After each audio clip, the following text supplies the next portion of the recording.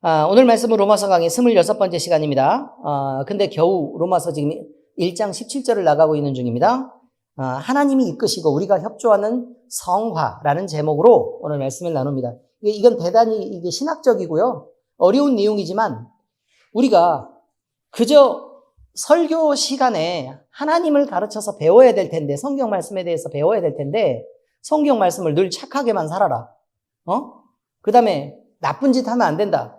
그리고 예수님을 열심히 나와가지고 교회에서 봉사를 해가지고 복 받고 돈 많이 벌고 잘 살아라. 이렇게만 얘기를 하면 성경에서 하나님을 도대체 배울 수 있는 방법이 없습니다. 그러니까 때로 신학적이고 때로 어려워도 우리가 배워야 될 분량들이 있다는 것을 우리가 늘 생각을 해두시고, 이렇게 때로 좀 어려운 설교들을 들으면서도 여러분들이 반복해서 들으시면 이해가 되고 또 우리가 해야 될 역할들이나 아니면 성경 안에서 전체적으로 얘기하는 내용들을 잘 이해할 수 있게 되니까 그 부분을 여러분들이 염두에 두시면 되겠습니다. 자, 그런데 오늘 제목만 봐도 금방 알 수 있습니다. 성화라는 것은 하나님이 이끄셔야 된다라는 게 있고 또 우리가 협조해야 될 분량이 있다라는 내용으로 오늘 말씀을 드리는 것입니다. 저번 주 성화에 관한 말씀을 우리가 나눴는데요. 성화시키기 위해서 하나님은 여러 가지 수단들을 사용하신다고 얘기했죠. 은혜의 수단이 있다고 얘기했는데 뭐라고 얘기했어요? 맨 첫 번째는 성경 말씀이 기준이 된다라고 말씀드렸습니다. 그죠? 두 번째는 뭐였어요? 성례를 통해, 그러니까 성찬과 세례를 통해 하나님이 깊은 은혜를 주시고 우리로 그리스도인으로 작정하게 하신다라고 얘기했습니다. 그죠? 세 번째는 뭐라 그랬죠? 우리의 기도와 찬양을 통해 하나님은 응답하시고 그 안에서 우리 안에 성화를 이뤄가신다라는 말씀을 얘기했습니다. 자, 이번 주는 성화에 관한 말씀 중 성화는 이뤄가는 특징은 과연 어떤 것이 있을까라고 지금 내용을 나눠보려고 하는 것입니다. 자, 첫 번째 내용은 이것입니다. 성도의 성화는 선택이 아닌 필수라고 성경 말씀은 얘기하고 있다는 것입니다. 성화는요, 하나님이 이끄시는 사역입니다. 그러니까 하나님 없이 성화가 이루어지지 않습니다. 하나님이 계셔야 하고 예수 그리스도라는 모범이 있어서 우리가 그 모범을 따라가는 방식으로의 성화가 이루어지는 것이지 우리 스스로 거룩해지는 것을 성화라고 얘기하지는 않는다, 이런 말이죠. 성화는요, 하나님께서 사용할 수 있도록 여러 가지 방편들을 주시는데 그 방편을 부지런히 사용함으로써 하나님과 협력할 수 있고 또 협력할 책임을 사람에게 부여하는 것이다 라는 것을 우리는 알아야 된다는 것이죠. 고린도 후서 7장 1절에 그렇게 나와 있죠. 같이 읽겠습니다. 시작.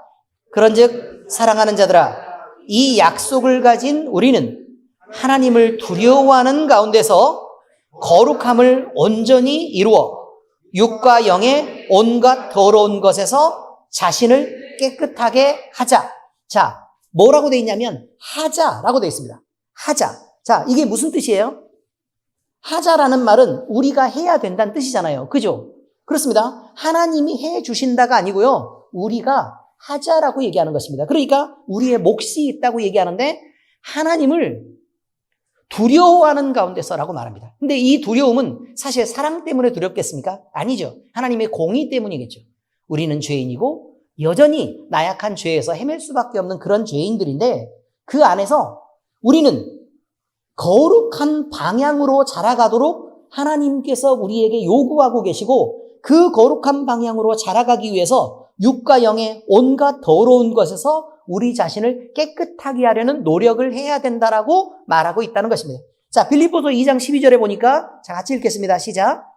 그러므로 나의 사랑하는 자들아, 너희가 나 있을 때뿐 아니라 더욱 지금 나 없을 때에도 항상 복종하여 두렵고 떨림으로 너희 구원을 이루라.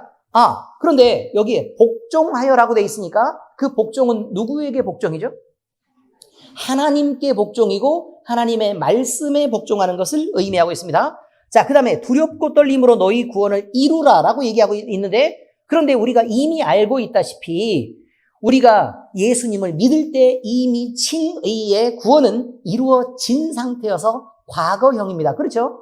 그러니까 우리를 이미 의롭다 하고 이미 법적으로 끝냈고 그러니까 이미 끝난 결과적인 얘기라 그 말입니다. 그런데 이유라라고 얘기하는 것은 현재 진행형이죠.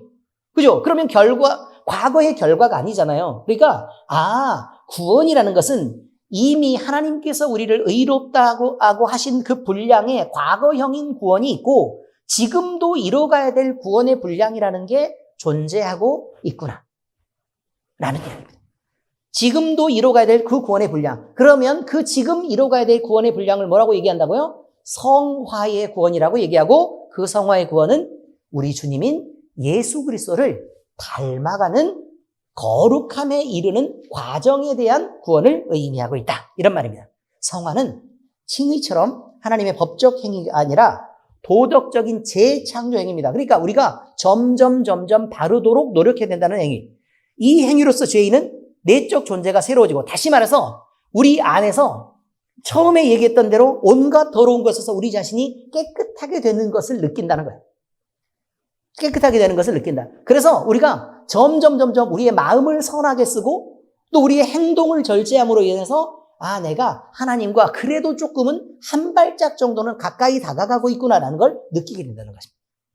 그게 소중한 것이죠. 자, 그래서 내적 존재가 새로워지고 하나님의 형상에 점진적으로 부합하도록 만들어지는 것이다. 이렇게 말합니다. 성화는 살아있는 동안 긴 과정을 달려가야 되는, 그러니까 살아있는 내내 해야 되는 일이라 이런 거죠. 그래서 살아서는 완성되지 않는 것입니다. 그럼 성화는 언제 완성되느냐? 죽어서 완성됩니다. 죽어야 완성됩니다. 죽어야. 이해가 되셨습니까? 성화 과정은 영혼에 관한 한 죽을 때 또는 죽은 직후에 완성되며 육체가 부활할 때 새롭게 다시 영원히 죽지 않을 몸으로 다시 태어나고 그 다음에 죄 없는 몸으로 변하는 것입니다. 자, 빌립보서 3장 21절에 그렇게 얘기하고 있습니다. 자, 같이 읽겠습니다. 시작. 그는 만물을 자기에게 복종하게 하실 수 있는 자의 역사로 우리의 낮은 몸을 자기 영광의 몸의 형체와 같이 변하게 하시리라. 이렇게 말합니다. 그가 변하게 하신다 이 말입니다. 자, 이 성화의 단계는 구원의 필수적인 단계로서 대단히 중요합니다. 이것은 우리의 의지가 아니고요, 하나님이 이끄시는 하나님의 뜻입니다. 그래서 데살로니가전서 4장 3절에 보니까 하나님의 뜻은 이것이니 너희의 거룩함이라고 말하고 있습니다. 그러므로 중생과 칭의와 함께 성화는 특별히 강조해야 될 진리의 부분이다 라는 것을 우리는 잊지 말아야 된다는 것입니다. 하나님께서 성경을 주셨습니다. 이 성경은 예수 그리스도를 가르치려고 하는 것입니다. 그저 유일한 구원자이신 예수 그리스도를 보여주려고 하는 것입니다. 그래서요, 그 성경의 목적이 예수 그리스도다라고 얘기하는데, 그러면 우리가 예수를 배울 때 뭘 배워야 되느냐? 예수를 믿어야 의에 이르는구나 라는 걸 배우는 것입니다. 그리고 예수를 믿고 나서 우리는 여전히 죄인이니까 우리가 회개에 합당한 열매를 맺어야 되는 거구나 라고 돌이켜야 된다는 것입니다. 그러고 나서도 우리는 그 다음에 예수 그리스도를 배워도 되는데, 그 예수 그리스도는 이렇게 거룩하시니 우리도 그를 본받아서 그와 하나로 연합한 자가 되어야 되는 것이구나 라고 배우는 것입니다. 그래서 성도들을 온전케 하는 것, 이 성화에 관한 말씀들이 너무도 많다는 것입니다. 디모데후서 3장 16절에서 17절 하나님의 말씀에 대해서 우리는 늘 이렇게 얘기하죠. 같이 읽겠습니다. 시작. 모든 성경은 하나님의 감동으로 된 것으로 교훈과 책망과 바르게 함과 의로 교육하기에 유익하니 이는 하나님의 사람으로 온전하게 하며 모든 선한 일을 행할 능력을 갖추려 하게 합니다. 여러분, 하나님의 사람으로 온전하게 되는 것은 쉬운 일입니까? 우리는 하나님의 사람이다라고 말하기가 쉽겠습니까? 아닙니다. 여러분, 문제는 온전한 것이라는 게 뭔지를 우리는 찾아야 된다는 것이죠. 자, 성화는요, 우리의 칭의는 아이가 태어나는 것과 같습니다. 성화는 그 아이가 자라는 것과 같습니다. 태어나는 순간 내 새끼입니다. 그죠? 태어나는 순간. 그래서 우리는 예수 그리스도를 믿는 순간 의에 이릅니다. 그렇게 돼서 하나님의 자녀가 됩니다. 그런데 자녀답게 살고 성장하는 것이 뭐라고요? 성화의 과정이라는 것입니다. 여러분, 태어난 아이가 성장을 멈추고 자라지 않는다면 얼마나 비정상적이고 귀엽지만 얼마나 마음에 근심이 되겠냐 이 말입니다. 영적으로 중생한 성도는 당연히 거룩해져야 하고 자라가야 합니다. 행위의 변화가 없는 구원은 용어상 모순이고 그것 자체가 구원이 없는 것입니다. 성화 없는 구원이란 있을 수 없기 때문에 그렇습니다. 마치 아이가 태어나고 자라지 않는 것도 정상이라고 말하는 것과 같습니다. 로마서 6장 22절에 그래서 그렇게 말합니다. 같이 읽겠습니다. 시작. 그러나 이제는 너희가 죄로부터 해방되고 하나님의 종이 되어 거룩함에 이르는 열매를 맺었으니 그 마지막은 영생이라. 여러분, 점점 거룩하게 되어서 마지막에 영생하게 된다. 이렇게 말하는 거예요. 자, 이제 두 번째 얘기입니다. 그러므로 더욱 힘써야 된다는 것입니다. 성화는 하나님의 값없으신 은혜이며 그것은 하나님의 초자연적 활동입니다. 그래서 하나님 없이 이루어지는 성화는 있을 수도 없고 하나님의 개입 없이 우리가 성화되는 과정에서 대단한 기여를 할 수도 없는 것입니다. 그래서 데살로니가전서 5장 23절에 그렇게 말합니다. 시작. 평강의 하나님이 친히 너희를 온전히 거룩하게 하시고 또 너희의 온 영과 혼과 몸이 우리 주 예수 그리스도께서 강림하실 때에 흠없게 보존되기를 원하노라. 여러분, 우리가 온전히 거룩하게 되는 것, 온전히 거룩하게 되는 것은 우리 하나님의 뜻이라는 것입니다. 성화에서요, 하나님의 영인 성령께서 우리 안에 분명히 계시고 우리 안에 계시는 성령님을 우리가 이렇게 느낄 때에 우리 안에서 생각하게 하시고 하게 하시고 또 말씀하시고 느끼게 하시는 부분이 있다는 것입니다. 그래서 우리의 양심을 통해서 전달하는 부분이 있고 그 전달하는 부분을 우리가 무시하지 못하도록 압박하는 부분이 있습니다. 너 그리스도인으로 그렇게 살면 되냐? 너 그건 아니지 않냐? 네 안에 주님이 계시지 않냐? 어떻게 그렇게 마음을 그렇게 쓰냐? 이런 말입니다. 너 예수님이 계신데 예수님이 지금 보고 계신데 말을 그렇게 해서 되겠냐? 조금 참지 그래.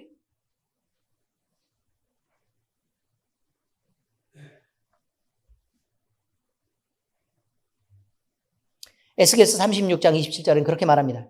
또 내 영을 너희 속에 두어 너희로 내 율례를 행하게 하리니 너희가 내 규례를 지켜 행할지라. 여러분, 하나님이 하나님의 영을 우리 속에 두어서요, 하나님의 법을 행할 수 있도록 만든답니다.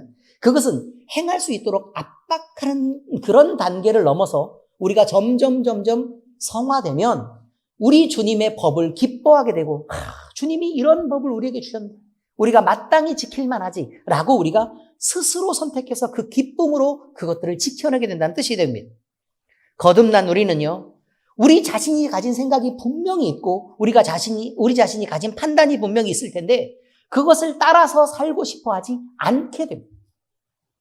내가 나를 위해서 살게 되거나 아니면 내 이익을 위해서 살게 되는 것을 불편하게 생각하게 됩니다. 하나님의 감동으로 살고 주의 뜻을 행하면서 사는 이것이 우리의 감동이고 또 우리의 기쁨이 되는 그곳까지 하나님이 이끌어 가신다는 것입니다. 갈라디아서 5장 16절 같이 읽겠습니다. 시작. 내가 이르노니 너희는 성령을 따라 행하라. 그리하면 육체의 욕심을 이루지 아니하리라. 보세요. 이렇게 적혀 있잖아요.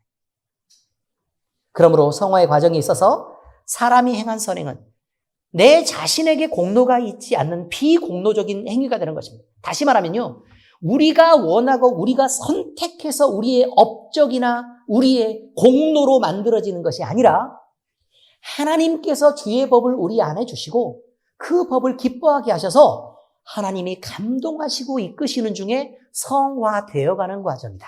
이렇게 표현해서 그러면 우리에게 공로가 있을까? 그렇지 않다. 그래서 비공로적이다 이 말이에요.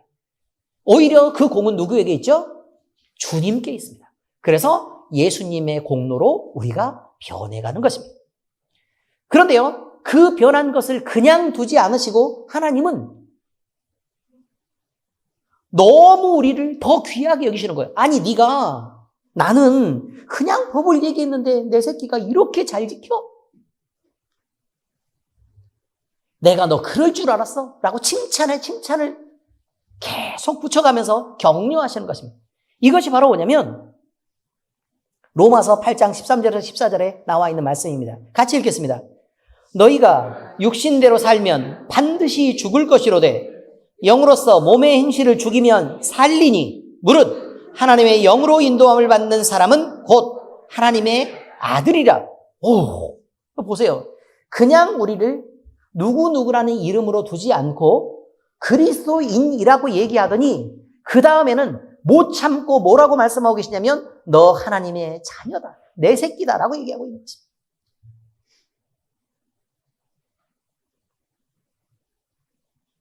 이 벅찬 은혜입니다. 우리 아버지가 하나님이다. 이런 말이에요. 그러므로 성화는 사람의 편에서 성실한 노력을 요구하는 것이기는 합니다. 그러나 중생에서 전적으로 하나님의 주도된 은혜로 수동적이던 죄인의 구원이 성화의 과정에서 이제 우리의 마음속에 하나님을 기뻐하게 되고, 이제 우리 마음속에서는 자발적으로 주님을 향해서, 또 자원하는 마음으로 주님을 향해서, 능동적으로 주님을 향해서, 그리고 주님의 사역에 협력하는 단계로서의 하나님의 자녀로서 그렇게 나아가야 된다는 것을 말하고 있는 것입니다. 그래서 성도에게 그리스도를 닮아가는 일을 이루도록 더욱 힘쓰라고 하나님은 때로 밀어붙이기도 하고, 때로 혼내기도 하고, 때로 상을 주기도 하고, 때로 기쁘고 즐겁게 하기도 하시면서 권면하고 계시는 것입니다. 자, 빌립보서 2장 12절 같이 읽겠습니다. 시작.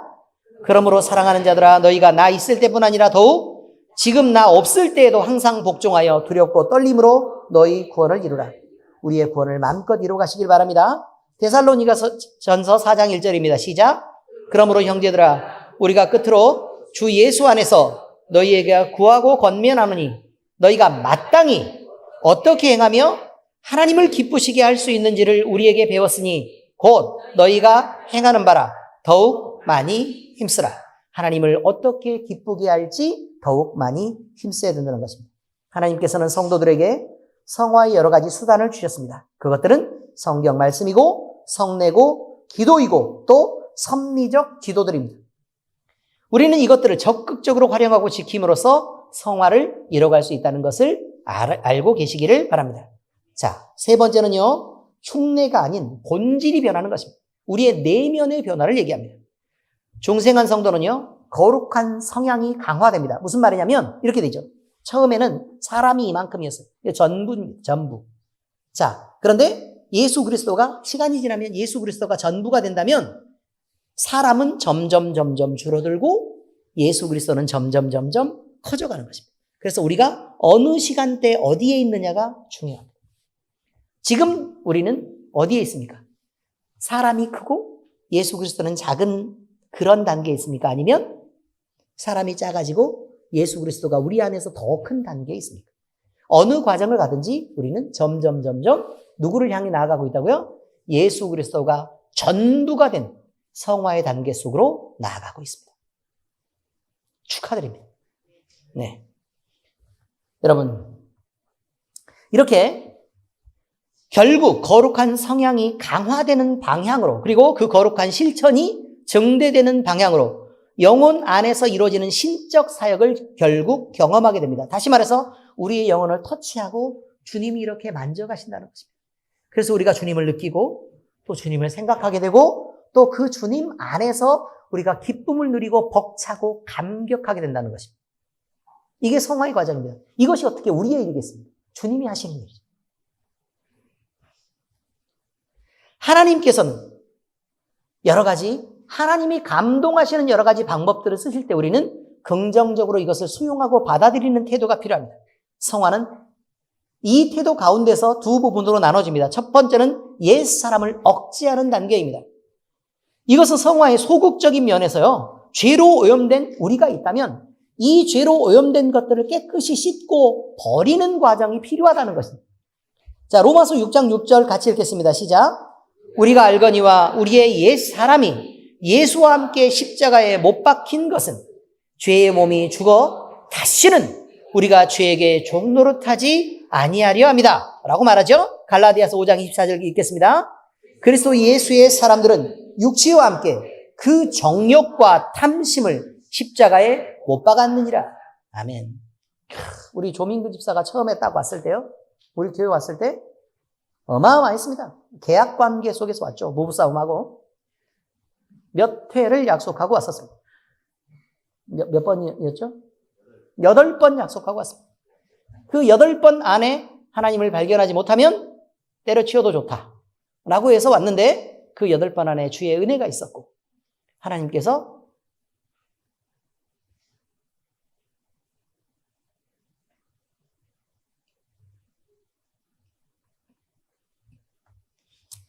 우리 조민근 집사를 붙잡았습니다. 근데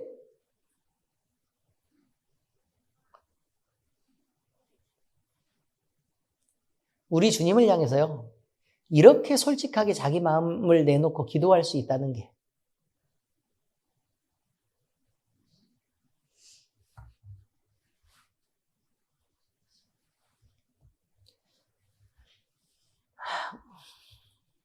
우리 모든 교회가 누리는 영광이고 감격입니다.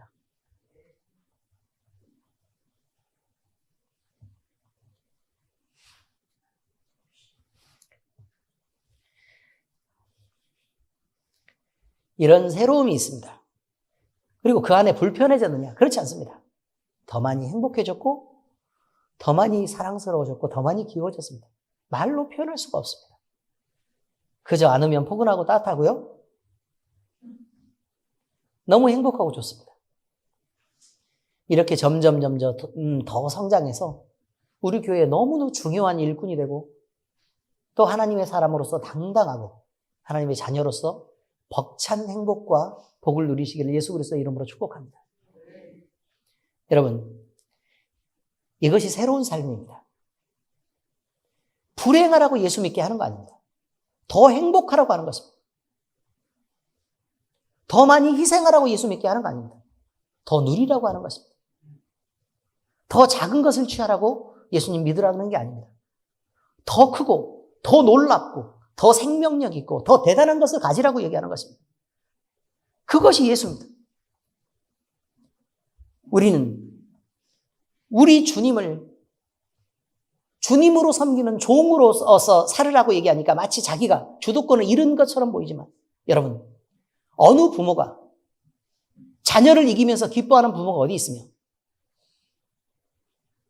어느 부모가 자녀가 스스로 잘 되는 것을 두고 질투하는 부모가 어디 있겠습니까? 우리가 그리스도 안에서 온전히 성장하고 또 바람직한 모양으로 우리가 성장하는 모습들을 볼 때 우리 하나님은 무한히 기쁨을 느끼시고 계신다는 것입니다. 그것을 잊으면 안 됩니다. 우리를 죽이려고 하는 것, 세상 사람으로 사는 우리를 죽이려고 하는 것은 우리가 세상으로 사는 것이 불행하고 압박이 있고 그 안에서 고통당하고 힘들기 때문에 그렇습니다. 그래서 살려내려고 하는 것입니다. 애써 끌어내려고 하는데 거기서 버티면서 나는 물속이 좋아요. 이렇게 얘기하면 되겠습니까? 나는 어둠이 좋아요. 이렇게 말하면 안 됩니다. 여러분, 우리 주님의 죽으심과 함께 연합한 자가 돼요. 우리 주님의 부활과 함께 연합한 자가 되는 이 비밀을 늘 잊지 마시기를 바랍니다. 성화가 이끄는 새로운 삶을 가리켜서 우리는 이것을 하나님을 향한 삶이라고 말할 수 있습니다. 그러므로 우리는 이같이 죄에 대해서는 죽은 자로 여기고 예수 안에서 하나님을 대해서는 산 자로 살아야 될 것입니다. 이처럼 성화는 한 사람의 전 인격 속에서 개입하고 그 인격 속에서 영향을 주게 됩니다. 성화는 마음에서 발생하기 때문에 자연히 내 속에서 발생한 일은 겉으로 빠져나올 수밖에 없습니다. 그래서 한 유기체에게 전체에게 영향을 주는 것입니다. 속 사람에서 변화가 일어날 때 그것을 감출 수가 없습니다. 그래서 당연히 외적으로도 변화가 일어날 수밖에 없고 그래서 그것을 남들이 눈으로 볼 수밖에 없다는 것입니다. 고린도후서 5장 17절 시작. 그런즉 누구든지 그리스도 안에 있으면 새로운 피조물이라 이전 것은 지나갔으니 보라 새 것이 되었도다. 그리스도 안에 있으면 새로운 피조물이라는 건 내적 변화를 얘기합니다. 그런데요, 이 끊고 나서 보세요. 이전 것은 지나갔으니 보라 새 것이 되었도다. 그럼 보는 건 누가 봐요? 보는 건 누가 보고 오겠어요? 보라라고 얘기했으니까 우리가 보는 거 아닙니까? 누구를 봐요? 그리스도인을 봐요. 그리스도인들을 본다고요. 보는 것은 밖에서 보는 것입니다. 그렇지 않습니까? 내면은 느끼는 것이고 밖에서는요 보는 것입니다. 자, 그런데 그리스도 안에 있으면 새로운 피조물이라는 것을 우리는 속에서 느껴요. 새로운 사람이라는 걸 느낍니다. 그런데 바깥에 있는 사람들은 그것들을 쳐다본단 말이에요. 보니까 뭐야? 저 사람 완전히 달라졌네? 라고 느끼는 거예요. 저렇게 변해? 라고 느끼는 것입니다. 그래서 이전 것은 왜 옛사람은 도대체 어디 있는 거야? 저 사람 완전 다른 사람이네? 라고 보라 새 것이 되었도다가 되는 것입니다. 성화는 특히 죽음이라는 위기와 죽은 자의 부활에서까지 완성되는 것입니다. 성경은 성화가 지식과 의지, 감정 그리고 양심에도 영향을 주고 그것들을 변화시킨다고 말합니다. 그러므로 전 인격 안에서 변한다고 얘기합니다. 한마디로 성화는 한 사람이 완벽하게 변하는 구원의 필수 과정인 것입니다. 자, 이제 말씀 적용하겠습니다. 우리는 그러면 어떻게 해야 되느냐? 더 나아지도록 노력해야 합니다. 신자들이 이 생에서 이뤄가는 영적 발전은 불완전하게 남는 것이기 때문에 신자들은 살아있는 동안 계속해서 그 불안함을 유지하면서 죄와 싸워내야 됩니다. 그리고 싸우기만 할 것이 아니라 반드시 그 죄와 그 속성을 딛고 그리고 정복하고 이겨내야 됩니다. 사람은 누구나 실수할 수 있습니다. 다 그렇게 말합니다. 야고보서 3장 2절 보니까 나와 있습니다. 자, 읽어보세요. 시작. 우리가 다 실수가 많으니 만일 말에 실수가 없는 자라면 곧 온전한 사람이라 능히 온 몸도 굴레시우리라. 아니 그러니까 성화 과정에 초반에 있는 사람이나 중반에 있는 사람이나 거의 성화가 다 이루어져서 거의 예수 그리스도에 가까운 사람도 모두 다 실수가 있다. 그러니 우리 안에 있는 실수가 있는 것들은 우리가 서로 실수 그러면 내가 실수했으면 빨리 이렇게 바뀌어야 돼요. 옛날에는 육신이 남아있어서 그걸 지키려고 하기 때문에 내 육신의 명예를 지키려고 하기 때문에 내가 언제 실수를 했어? 내가 무슨 잘못을 했다고 나를 이렇게 닥달하고 나를 공격하는 거야 라고 말했다면 이제는 우리의 육체의 소욕이 점점 줄어들고 이게 가치가 없는 거고 버려야 되고 죽여야 될 거라면 내가 잘못하고 실수했으면 빨리빨리 아시겠어요? 부지런히 그래요 내가 그 약점이 있었는데 내가 그 부분을 실수를 했네요 정말 죄송해요 라고 얘기할 수 있어야 한다는 거죠. 뭘 그렇게 지키려고 노력하느냐 이 말이에요. 뭘 지키려고? 무엇을 지켜요? 날 지키고 예수를 버릴 것입니까? 그게 아니고 예수를 지키고 날 버려야죠. 그렇게 하라고 얘기하는 것입니다. 자, 이렇게 하면 돼요. 실수가 있습니다. 그리고 실수를 보는 사람도 마찬가지예요. 실수를 보는 사람도 내가 육체의 일을 하고 있다면 저 사람이 실수를 해서 나한테 이런 실수를 해? 이런 잘못을 한단 말이야? 라고 따지지 좀 말고 그래 사람이면 누구나 실수할 수 있지. 나도 실수하는데 뭐 그럼 내가 좀 감싸주고 좀 편들어주고 잘못했다 그러면 부지런히 용서해주고 사람 다 그런 거잖아요. 이렇게 얘기해 줄 수 있는 게 필요하다는 것입니다. 아멘? 네, 꼭 그렇게 하시길 바랍니다. 네, 누구나 실수가 있고 누구나 약점이 있습니다.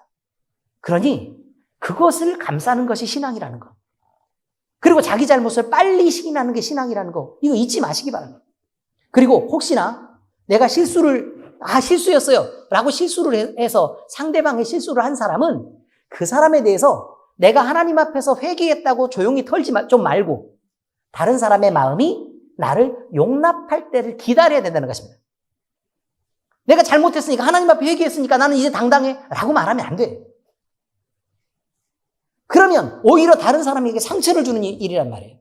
그러니까 혹시나 내가 잘못했다고 시인할 때는 미안해요 라고 공손하게 얘기를 하고 그 사람을 존중하는 것을 배워야 돼요. 그리고 그 사람의 마음이 풀릴 때까지 조금 잔잔하게 좀 말도 좀 줄이고 좀 덜 웃고 좀 덜 떠들고 그래야 된다는 것입니다. 아멘? 네, 꼭 그래야 됩니다. 그래서 그 사람의 마음이 풀리기를 기다렸다가 다 풀리면 내가 정말 미안해요. 다시 한번 사과하고 그러고 마음을 풀어서 그렇게 다시 관계를 좋게 만들어 나가는 노력들이 필요하다는 것입니다. 너무 자세히 가르쳐주죠. 이렇게까지 자세히 가르쳐야 될 일인가? 라는 부분이 생각이 들긴 합니다. 자, 그러므로 하나님의 자녀들 중 인격적으로 성숙해서 대단히 훌륭한 사람이라도 영과 육 사이에 전쟁이 끊이지 않고 결국 싸워야 하고 이겨내야 되는데 거룩한 모양이 더 있어야 되는 우리 장로님들이나 그 다음에 목사 같은 경우나 전도사 같은 경우들도 실수를 하면요 다른 사람들이 더 많이 상처를 입는 더 중요한 실수들을 하는 거예요. 그러니 조금 봐주세요 여러분. 아시겠어요? 좀 봐주시라고요. 다 사람이란 말이에요. 사람이에요. 그리고 우리 목사님이 멘토다 이런 얘기는 절대 하지 마세요 여러분.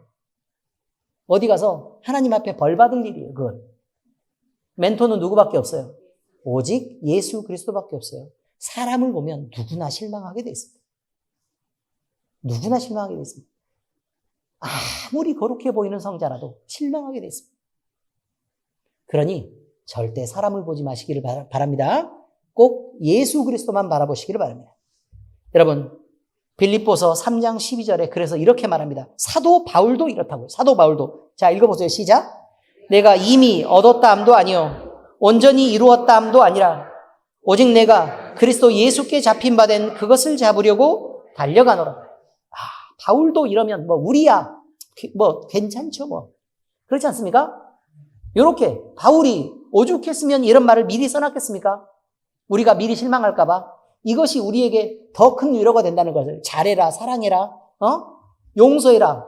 그리고 더 많이 인내하고 참고 기다려라. 이런 말을 많이 하는 것보다 바울도 이렇게 약하고 스스로 넘어질 수밖에 없는 존재였다는 것 자체가 우리에게 더 큰 위로가 되니 어쩌면 좋겠습니까? 죄를 자백하는 일과 사죄를 바라는 하나님을 향한 기도와 성도를 향한 실천은 모두 함께 필요한 것입니다. 신자라도 육신을 입은 동안 사실상 죄를 짓지 않는다는 것은 불가능한 일이기 때문에 그러므로 우리는 사죄의 고백 그리고 그 사죄를 통해서 서로가 화평하려는 노력을 끊이지 말아야 된다는 것을 잊지 마시기 바랍니다. 이처럼 성화는 신자들이 적극적으로 협력해야 되는 하나님의 사역입니다.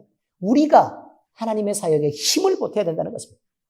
인간이 성화의 사역에서 협력해야 된다는 것은 악과 유혹에 대한 거듭된 경고와 거룩하게 살라는 끊임없는 권면을 받아들여서 우리 자신이 우리의 양심을 따라 실천해내는 것입니다. 이때 성령 하나님이 우리 마음 가운데 말씀하시는 것을 너무 가볍게 듣지 마시고 그것들을 중요하게 민감하게 들어주심으로 반드시 성화의 더 깊은 단계에 한 발짝씩 다가갈 수 있기를 우리 주 예수 그리스도의 이름으로 축복합니다. 우리 주 예수 그리스도의 은혜가 우리 엘림교회와 그리고 이 시간에 예배하는 모든 성도들에게 함께하기를 축복합니다. 기도하겠습니다. 하나님 아버지, 성화의 전 과정들 속에서 우리는 예수 그리스도를 닮아가기를 원하지만 그러나 우리가 우리의 육신을 갖고 있는 이상 죄를 짓지 않을 수도 없고 그 죄 가운데서 우리가 자유로울 수도 없는 그런 존재임을 주님 인정합니다. 우리가 약하기 때문에 우리 스스로 죄를 지을 수도 있지만 우리와 함께하는 다른 성도들도 거룩해야 될 모양뿐만 아니라 죄를 지을 수도 있는 연약한 존재임을 우리가 함께 고백합니다. 아버지 하나님, 그러면 우리 자신의 약함을 또 성도의 약함을 함께 우리가 고백할 때 그들의 약함을 우리가 스스로 감당할 수 있도록 또 감싸줄 수 있도록 우리의 마음의 태도들이 바뀌기를 바랍니다. 그리고 우리의 내면이 주님이 말씀하시는 것들을 잘 들어서 주의 계명으로 기뻐하고 또 주의 계명을 따라서 점점 행복하게 행할 수 있는 믿음을 주님 허락하여 주시옵소서. 우리는 점점 예수 그리스도를 닮아가고 싶습니다. 그리고 그 안에서 주님과 함께 화평하게 살고 싶습니다. 주여 우리를 도우시옵소서. 우리의 지금 작정이 우리 하나님을 기쁘시게 하고 우리의 인생의 미래를 변화시킬 수 있는 중요한 결단이 되게 하시고 우리가 늘 성령 충만을 유지함으로 이 일을 이뤄가게 하시옵소서. 살아계신 우리 주 예수 그리스도의 이름으로 감사하며 기도합니다. 아멘.